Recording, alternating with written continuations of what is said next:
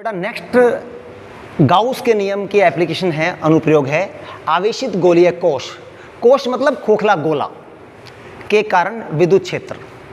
हमारे पास एक खोखला गोला है, हम मान लेते हैं इसकी त्रिज्या कितनी है, कैपिटल R। इसके ऊपर हमने एक आवेश दिया और हमें ये मालूम है जितना भी आवेश दिया जाता है सारा का सारा आवेश गोलीय कोश पर एक समान रूप से वितरित हो जाता है। तो हमने क्या माना, इस पर हमने स्मॉल q आवेश दिया, सारा का सारा आवेश इस पर इसकी सतह पर एक समान रूप से वितरित हो गया। ठीक है, हमें करना क्या है, हमें इसके केंद्र से स्मॉल r दूरी पर विद्युत क्षेत्र या विद्युत क्षेत्र की तीव्रता ज्ञात करनी है। कैसे ज्ञात करेंगे, उसके लिए हम तीन कंडीशन याद करेंगे, एक तो गोले के बाहर, एक गोले की सतह पर और एक गोले के अंदर। क्लियर? तो पहला जो हम केस ले रहे हैं, इसका जो पहला केस ले रहे हैं गोले के बाहर।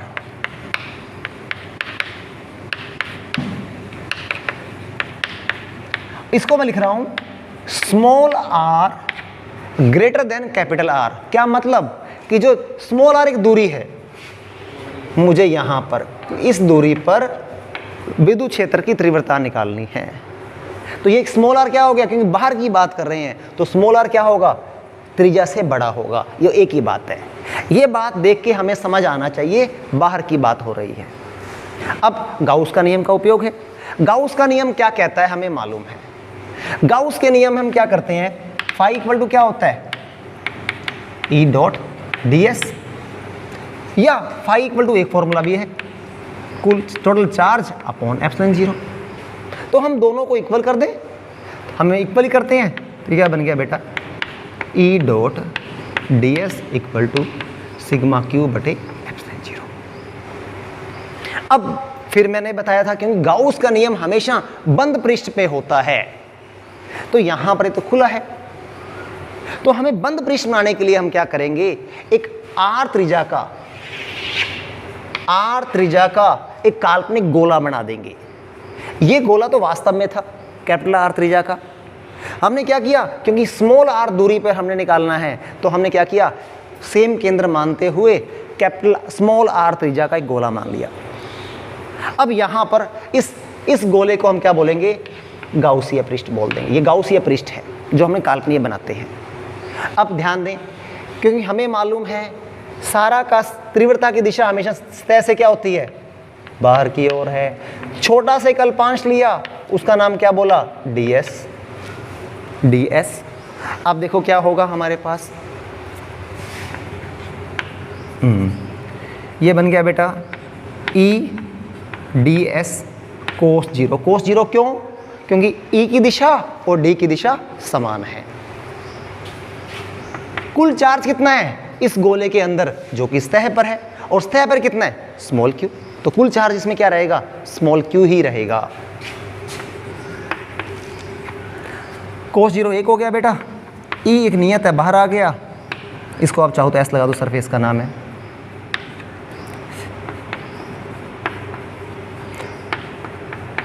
हाँ ds। अब देखो इसका मतलब जहां पे भी आए, इसका मतलब ये है छोटा सा अल्पांश, इसका समाकलन, समाकलन का मतलब उस अल्पांश के पूरे पृष्ठ का क्षेत्रफल। अब पूरा पृष्ठ कौन सा बन गया, यहां पर गोला बन गया, तो गोले का क्षेत्रफल क्या होगा, 4 पाई r स्क्वायर। होता नहीं होता, तो वैल्यू क्या आएगी, 4 पाई r स्क्वायर। 4/3 पाई r क्यूब आयतन होता है। ठीक है, क्षेत्रफल है 4 पाई r स्क्वायर। बोलो समझ आ गया, डाउट होनी चाहिए, मैंने गलत लिखा है। क्या गलत लिखा है देखो, और आप लोग भी एग्जाम में गलत लिखोगे, ये मिस्टेक करते हो। क्या गलत लिखा है, मैंने 4 पाई कैपिटल R स्क्वायर लगाया है। हमें कौन से गोले का क्षेत्रफल चाहिए, इस बड़े वाले का, और उसकी त्रिज्या स्मॉल r है, तो यहां पर क्या आएगा, small r square. Small r square. तो ई का मान क्या हो गया बेटा, आप चाहो तो इसको ई को यहां पर लिख सकते हो क्या, चलो ई लिख देते हैं। मैं चाहूं तो इसको आई एन लिख रहा हूं, आई एन का मतलब ओ यू टी, आउट लिख रहा हूं, आउट मतलब बाहर, बाहर वाला।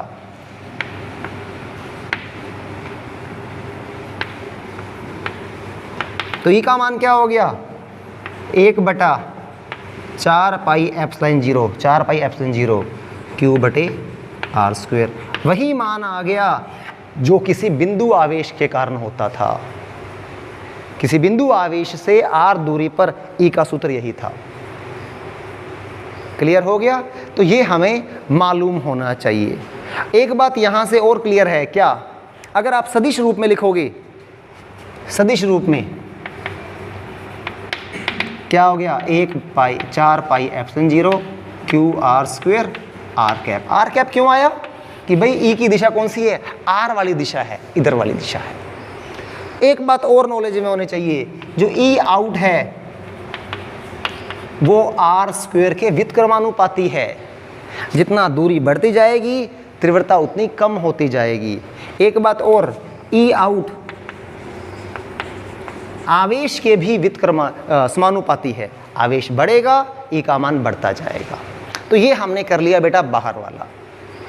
अब नेक्स्ट की बात करते हैं, अगर हमें इसकी सतह पर ई का मान निकालना है तो क्या फर्क पड़ेगा। सेकंड केस देखें आप लोग,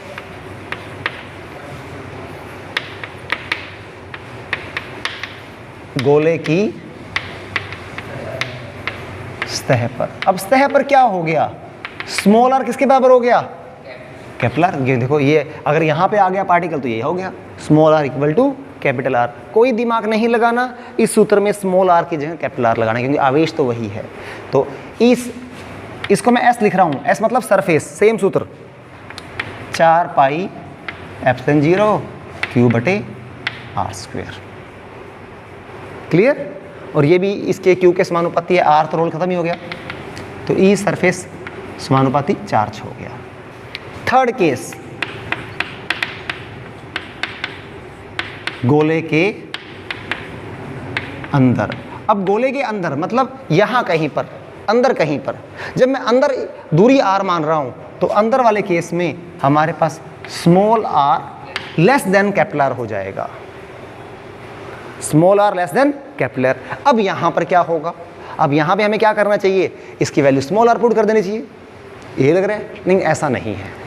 अंदर ई का मान मैं आई एन लिख रहा हूं, 0 होगा। क्यों 0 होगा, क्योंकि तीव्रता के सूत्र में जब भी हम तीव्रता निकालते हैं, गाउस का नियम लगाते हैं, वहां पर अंदर आवेश कितना है, इस सूत्र से देखो, जब ये बराबर करेंगे अंदर आवेश कितना है, 0 है। अंदर आवेश ही नहीं है। जब अंदर आवेश ही नहीं है तो ये टर्म जब इनको बराबर करेंगे, ये टर्म 0 हो गई, ये पूरी टर्म 0, और ई डॉट डी एस की वैल्यू 0, तो ई की वैल्यू कितनी हो जाएगी, 0। इसलिए अंदर विद्युत क्षेत्र की तीव्रता आपसे पूछे तो वो कितनी होगी, 0 होगी। कब, गोलीय कोश में, खोखले गोले में। ठीक है। और धातु का कोई गोला होता तो भी यही होता, लेकिन अचालक गोला होता तो नहीं। ठोस अचालक गोले में ऐसा नहीं है, वो हमारे सिलेबस में नहीं है। तो अगर हमसे ग्राफ पूछे तो बेटा किसका लिए, ई और आर के लिए। बड़ा सिंपल ग्राफ। ग्राफ देखें बेटा, ये क्या है, आर बराबर कैपिटल आर, ये एक दूरी है, ये केंद्र हो गया हमारा, केंद्र हो गया। केंद्र से सतह तक क्या हो रहा है, सतह तक ई का मान के अंदर 0 है, 0 है।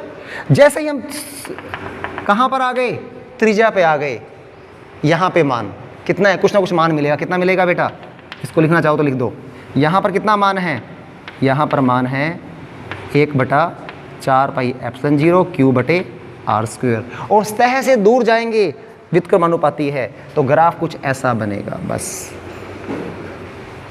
यहां पर ई आउट है, व्युत्क्रमानुपाती आर स्क्वेयर। और आपसे पूछे अधिकतम मान कहां पर है, अधिकतम मान सतह पर है। याद रखना, अधिकतम मान कहां पर है, सतह पर। जैसे से दूर जा रहे हैं मान कम हो रहा है। तो याद ये भी मालूम होना चाहिए, ये मान आपका मैक्सिमम है। ओके बेटा, थैंक यू।